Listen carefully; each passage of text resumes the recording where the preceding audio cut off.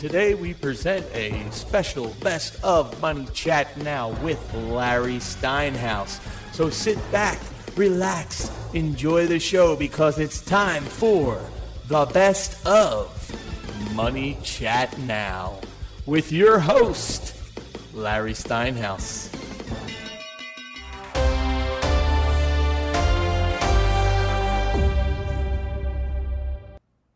Good morning, I'm Larry Steinhaus, and welcome to Money Chat Now. Money Chat Now is a politically charged stock market pre-show, giving you the politics behind the biggest moves in the stock market.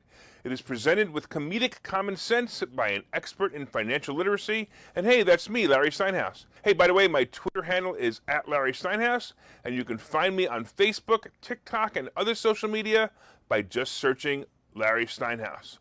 All right, just a reminder, of course, if you like the show or if you're watching the show online, hit that like button, hit that share button, and don't forget to subscribe to the YouTube channel and like the Money Chat Now page on Facebook. You can also comment live during the show on YouTube and Facebook and LinkedIn, and of course, say hi so I know you're watching. Somebody said good morning, but I can't tell who it is. I don't know why. All right, anyway, Money Chat Now is brought to you by Investor Schooling, and of course, you can attend a complimentary class next Thursday by going to investorschooling.com, and there you will learn about real estate investing and stock options trading, and you'll learn it from those who do it every day. And I so appreciate you guys watching online. Hey, Charles, thanks a lot. Good morning. Let's talk about my absolute favorite president ever, Mr. President Biden. Why is he my favorite president? Because I've never had so much fun making fun of our president before. Anyway, so it's been a whole year since the virus took over this country by storm. No, I'm not talking about the coronavirus. I'm referring to the Biden virus. Let's talk about some of the memorable moments of the past year. If you remember, Biden, the babbling fool, told President Trump during the debate that he, Biden, would shut down the virus and not the economy. Well, let's see how he did with that brilliant campaign promise. In the past year, every headline reads that there are more COVID deaths reported in 2021 than, of course, in 2020. Well, I'm kind of guessing that didn't work out so well for him. By the way, as far as not shutting down the economy, technically he didn't. But with the disastrous mask and vaccine requirements, he created a massive hole in the amount of healthcare workers that are available, to take care of the very COVID patients that Biden suggested he wanted to help. Well, here's another interesting one, too. How about Afghanistan? Well, he definitely solved this problem. The war, or should I say, I guess the peacekeeping mission in Afghanistan is all gone. And he left Afghanistan with all the war machines, including tanks, planes, ammunition, and high-tech defense equipment, so that when the Taliban took over 6 days later, the Taliban would be fully armed to go to war with the surrounding nations. Brilliant move, if you're a fan of the Taliban, that is, obviously, right? He also left thousands of people there to fend for themselves when he abruptly moved all the troops out. Bravo once again. Well, here's also another good one. He had the highest employment growth in history and brags about it. I gotta tell you, this fool actually believes that after the world closed businesses because of COVID and government overreach, that businesses who reopened and hired back their employees is employment growth? I don't think so. But wait, there's more. My favorite topic? Hey, inflation. Hey, Biden, I want to thank you for making all my property values go up about 30% in the past year. And for that matter, thanks for letting me charge rents that are also about 35% higher as well. That's awesome. But then again, aren't you the party that's supposed to be helping the poor and the middle class? Well, Biden, these tenants of mine, you're not helping them, you help me. So it's basically just another millionaire getting richer. So thanks a lot. And while you're making me richer, you're hurting the very people you promised to help with inflation. Hey, how about those gas prices, folks? I'm so glad I could raise my rents to pay for the 50% increase in gas prices. Well, how about this? How about Build Back Better? I would comment what's in it, but as we all know, Democrats don't even know what's in the bill or any bill that they're working on until after it passes. So, and since Biden's own party won't even vote for it, we may never know what's in it. Hey, Biden, instead of Build Back Better, why not just put everything back to where you found it and make America great again? Let's not forget the classic new phrase that we all learned this year. You know, let's go Brandon. This has become so popular that not only are there t-shirts, hats, and cars being plastered with it. If you haven't seen mine yet, it'd be interesting. Mine has all wrap that says "Let's go Brandon."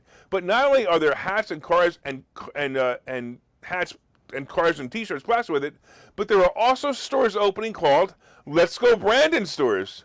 I'm telling you, it actually sounds like Biden did create a new economy in stores that sell "Let's Go Brandon" merchandise. How about the soon-to-be war in Ukraine? Well, not really a war. Russia's really just going to knock on the door to Ukraine and say, hey, this is ours now. And the Ukraine will continue to beg Biden to help. Hey, what will Biden do? He will do what they say in Brooklyn. Forget about it. No, not because he doesn't want to help, because he's truly going to forget about it. But of course, my favorite accomplishment in the past year is how quickly Joe Biden can change Joe's clothes when he pooped his pants after meeting the Pope. And now for the greatest part. I get to use fun phrases like President Poopy Pants, Gestapo Joe, Brain Dead Biden, and the Nazi in charge. So here's to another year of Brain Dead Biden, President Poopy Pants, Gestapo Joe Biden. I can't wait to see what you're going to do next. Hey, if I left anything out, please leave a comment in the social media channels, and I'll sure to mention it. All right, I want to say hello to Tommy who's watching online. Thanks so much, man. Hey, let's talk a little bit about housing prices. Well, the housing report came out yesterday, and sales fell 4.6% in December. I got to tell you, this number is a reflection of just pre-owned homes to start with, and I often wondered why they don't call them used homes like they do with cars. Why do they call them pre-owned homes? They're used homes. All right, the report says that 6.18 million homes sold in December nationally, and it should be noted that the median home price is now $358,000, and that's an increase from last year from about 16%. You know, I told you before my houses went up 35%. They did, but this includes some of the states that didn't go up that much. So sales of used homes, yeah, I guess that doesn't sound that great after all. Let me rephrase that. So sales of pre-owned homes were down 7.1% year over year, and here's an interesting part of the report. The reason for the slowdown isn't what you think. It isn't financial or lack of interest, but it's because of a lack of inventory still. This is certainly something that was different than the 2006-2008 run-up. During that time, the inventory was available, and the prices just ran up and ran up and ran up. It appears that many are still not ready to move. For decades, it's been statistically shown that most people move within 7 miles of their prior home. It also appears that many are satisfied with their current home, or maybe, honestly, they're just afraid of what, the Joe Biden economy will bring this year and what's going on right now, because it's nuts. All right, let's take a break, and I'll see you in a minute. Okay, so you've thought about investing in real estate, houses, apartment buildings, properties, but don't really know where to start? Well, what if you could very easily learn how to gain strategies to use other people's money to buy and sell houses in the Philadelphia area? If you could learn and network with successful area real estate investors and how to produce monthly income on rental properties without headaches, that place is Investor Schooling. With Investor Schooling, you'll learn from 2 Philadelphia area rockstar real estate investors, Phil Falcone and Larry Steinhaus, about how to buy and sell properties the easy way and teach you basic and advanced techniques to help you make money in real estate. You can attend Investor Schooling in person or online visual classes 8 times a month. You can and will learn how to make money in real estate. Call for free information and get a complimentary pass to one of these classes. But don't delay, as these complimentary passes are limited. Call the number on your screen now or visit investorschooling.com. investorschooling.com. All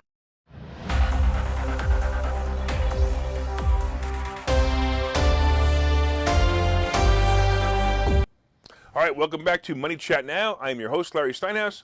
And of course, if you'd like more information on Investor Schooling, you can go to investorschooling.com or call 866-424-2829, 866-424-2829. Of course, I want to thank everybody for listening on WWDB. And of course, I want to thank you all for watching on Facebook and LinkedIn and Twitter And there's an anonymous user, I don't know who you are, but it's interesting. He says that the fact that wages are staying the same is what's killing me. Rent is going up and inflation is murdering me from a financial standpoint. Yeah, I'm sure. Hey, I want to say hello to Jane and Mick and Tom. Thanks, guys. Hey, if you're a fan of this show, you know that I've been predicting the Russia-Ukraine event to happen in February this year. I detailed the reasons why I would wait until February, such as avoiding a takeover before Christmas, and of course, the scary Omicron variant, that would keep some of the troops from reporting to work. So there it is. It's about to be a week before February, and the world is getting tense. The only problem is that we have cowards and self-preserving leaders in charge of the surrounding countries, and this basically means the Ukraine is doomed, and they know it. First of all, Germany, who may or may not retaliate to help the Ukraine get 40% of it, where they get 40% of their oil from. So Germany gets 40% of their oil from it, right?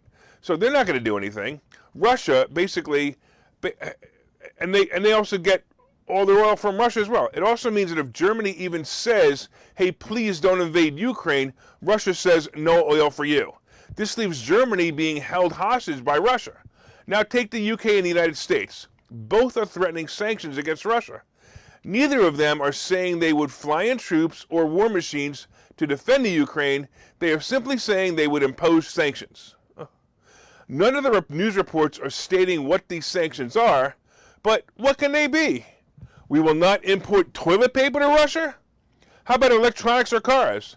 Well, people, because most of these things come from China anyway, they aren't really going to notice. Hey, if we could only hold back, the supply of vodka, but most of it's made in Russia anyway. In fact, because of the bottlenecks here, we can't even get the goods to get the goods from the bottlenecks to withhold from Russia. Of course, we have our big mouth politicians who try to play bully, but seriously, Russia is drinking their homemade vodka and laughing at them. Anthony Blinken, Secretary of State, has been interviewed by the Communist News Network, CNN, and with a straight face he said, if a single additional Russian force goes to Ukraine in an aggressive way, that would trigger a swift, severe, and united response from us in Europe. This is Blinken? Really? President Braindead said an invasion of the Ukraine would be the most consequential thing that ever happened to the world since World War II. Most consequential thing that ever happened to the world since World War II. Is he serious? Did he forget about a few of these invasions? Like Chechnya, Kargil, the Congo, Ethiopia, Haiti, Iraq, Saudi Arabia, Kuwait, Panama, Vietnam, Falklands, Iran, Afghanistan, Thailand, Tanzania, Lebanon. Honestly, I could go on, but it would take up the whole show. So here we are. Russia is about to invade the Ukraine, and the United States is threatening sanctions? By the way, here are the things that the U.S. exports to Russia. You ready? Mineral fuels to make plastic and precious metals. Now don't forget there's an economy here for those items, and even if the U.S. tries to stop the shipment of these items, Russia's just basically going to find them elsewhere from, their buddies in maybe China. So here's what Russia exports to us. The biggest things they export to us are petroleum and wheat. Sounds like a standoff to me. So here's my prediction. Russia's going to invade the Ukraine within 3 weeks from now. President Braindead will make a speech about it and forget the point of the speech, about halfway through it. The world will laugh. The Ukraine will be part of Russia within a week of basically the so-called invasion. By the way, write this down and see if I'm right on this one, especially the part about Braindead's speech. Oh, by the way, the stock market will fall in the news, so be prepared. I'm almost wondering if Wall Street is already thinking this is going to happen, and that might be the cause of the past 2 weeks. In a late addition to this story, by the way, the State Department on Sunday ordered the families of all American personnel and the U.S. Embassy in Ukraine to leave the country amid heightened fears of a Russian invasion.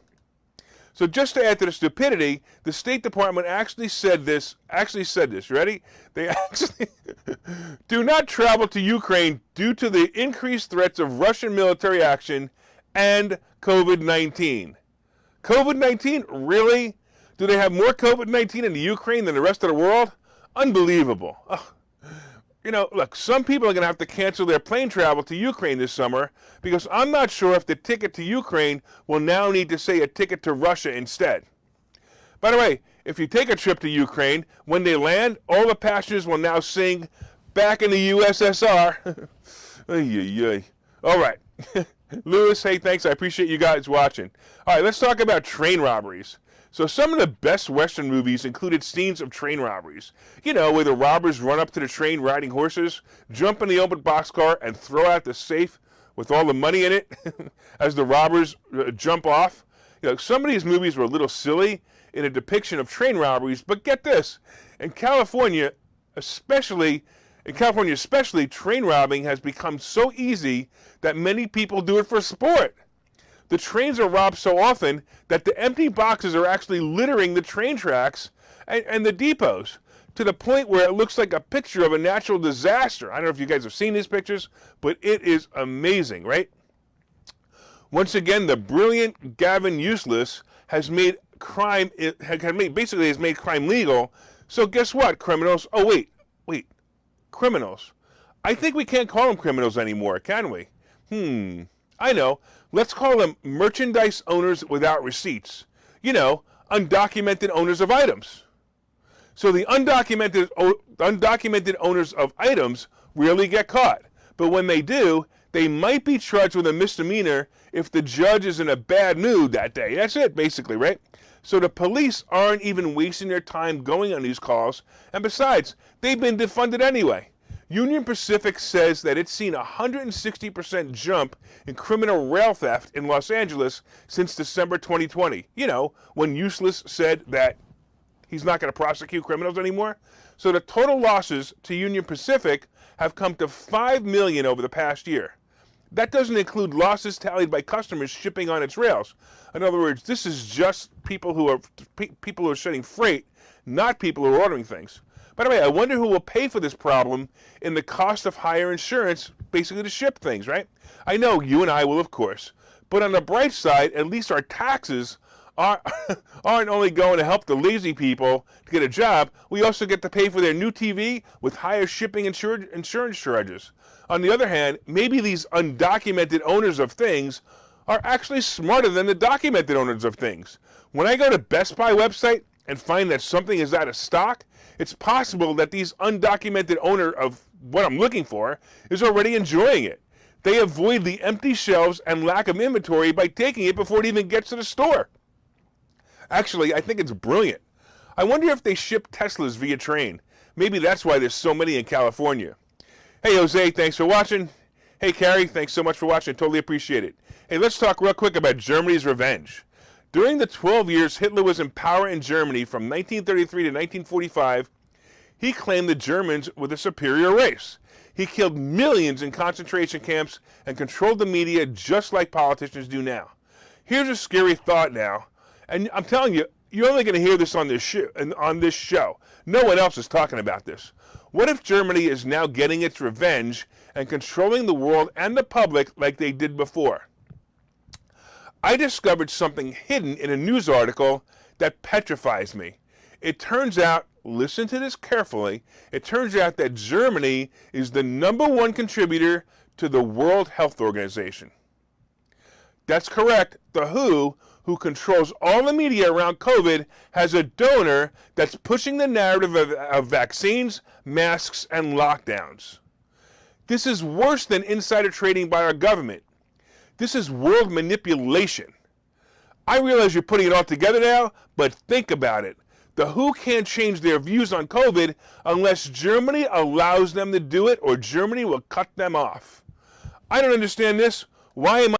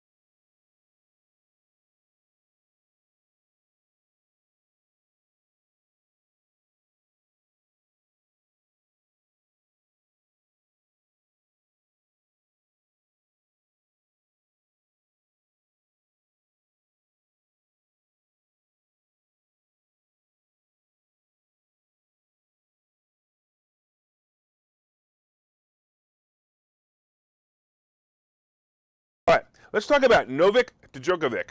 All right, if you have not heard about the tennis player Novak Djokovic and his trials and tribulation as he tries to play tennis in the Nazi-controlled Australia, you'll want to listen up.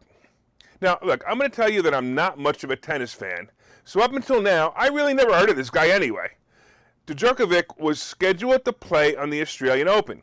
He represents Serbia, and he's been in the Olympics, he's won awards, he's been instrumental in the formation of the president of the Professional Tennis Players Association, and he's even a philanthropist who helped preschoolers in underprivileged countries get an education.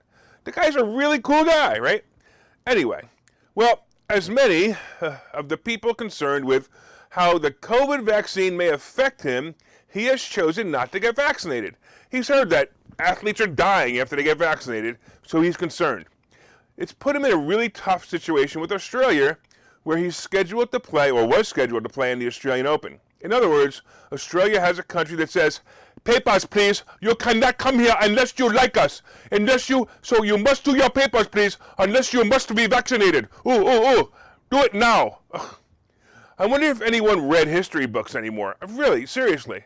For more information on countries like these views, including our cities like New York, Philadelphia, and now Washington, D.C. with these views, just look up their hero and mentor, Adolf Hitler, and you'll understand what's going on. I'm going to get to the part where Djokovic was actually put in a concentration camp as I continue with the story, but first let me tell you about how he got into the country without a vaccine. So he had applied for a visa and stated that he was not vaccinated. So he told him he wasn't vaccinated. However, he did state that he had COVID in December, and that gave him, natural immunity. Natural immunity? Is that legal anymore? Is that like one of those words you're not allowed to use anymore? I don't know. Anyway, what a concept. Anyway, he also took COVID tests before he left and when he arrived, and they were all negative. When he arrived in Melbourne, he was immediately put into a room in solitary confinement after he was stripped of all his belongings and detained for 8 hours before being moved to a detention facility, or in other words, a concentration camp. Yes, this detention facility was a hotel. However, this hotel, or former hotel, is being used for detaining criminals and now, of course, tennis stars who believe in medical freedom. His legal team fought the visa issue and actually won. Now the government became angry and said he would cause unrest if he was allowed to play, so we need to kick his healthy ass out of the country to prevent other people from speaking up about, Nazi-type vaccine mandates. Well, after he was freed, he was rounded up again and was now officially deported. He cannot and will not play in the Australian Open. To many, this guy is a scoundrel. Matter of fact, I had an argument with a radio host this weekend about this. How dare he try to use logic, rules, and freedom as a defense against Nazism? To me, he's a hero. He is a modern-day, Rosa Parks. Now, hopefully, he didn't forfeit his title in vain. Maybe, just maybe, the Australian people will rise up against the tyranny and become free again. Here, in what used to be America, of course, we now, as I said before, we have Washington, D.C. added to the Nazi regime as they prepare to ask for vaccine passports for everything from dining to entertainment. I don't even think you can enter a supermarket anymore without a passport. And this is how it starts, folks. It doesn't start with killing 6 million innocent people. It ends with killing 6 million innocent people. Stand up to the Nazi regimes and don't allow them to bully you into papers, please. Unbelievable. Just what's going on in this country is just amazing. All right, let's talk about free masks. Just when you thought the Biden administration couldn't get any dumber, they meet the challenge again. I think I say this every week. Whether you believe masks work or don't work, spoiler alert, they don't, and I proved it. And if you don't believe me, go to a website called followtherealscience.com, and you will see that they do not work. But even if you still believe they work, up until now, the CDC and the rest of the lying experts have all said all masks matter. Well, apparently, like other cool slogans that sound like all masks matter, they really don't unless you have a political agenda. Well, the brain-dead Biden administration clearly has a political agenda because President Poopy Pants is clearly the worst president this country has ever had By the way, someone finally beat Jimmy Carter. That's awesome. President Poopy Pants has to try to do something now to win over the American public to try to increase his abysmal approval ratings, especially on COVID management. So what does he do? He announces that he's going to send every American a package of 3 N95 masks. Wow! How generous of him. So wait, what happens after I change my mask 3 times in one day? What do I wear tomorrow, you freaking idiot? Don't tell me that you, President Braindead, are wearing the same mask every day. Oh wait, maybe you are. That would explain the brain deterioration you're obviously showing signs of whenever you speak. On the other hand, you math-ignorant fool, there are almost 330 million people in America. Do you actually have 900 million masks ready to ship? Do you have the cooperation of the post office? The post office who recently said that it takes at least 5 days to deliver first-class mail? When are they going out? I know. They'll be shipped along with my free COVID test sometime at the end of the summer to get us ready for the next variant you and your manipulative devil-worshipping minion will be releasing to help win the midterms. All right, I want to thank all the listeners on WWDB Radio in Philadelphia, and I want to thank you for your continued support. If you're enjoying the show, please reach out and let us know. You can leave comments on the WWDB fan page and look for us online. My name is Larry Steinhaus, and I am the host of Money Chat Now. And of course, from time to time, I own some of the assets and options discussed in the show, and the opinions discussed in the show is solely mine. Have a profitable day.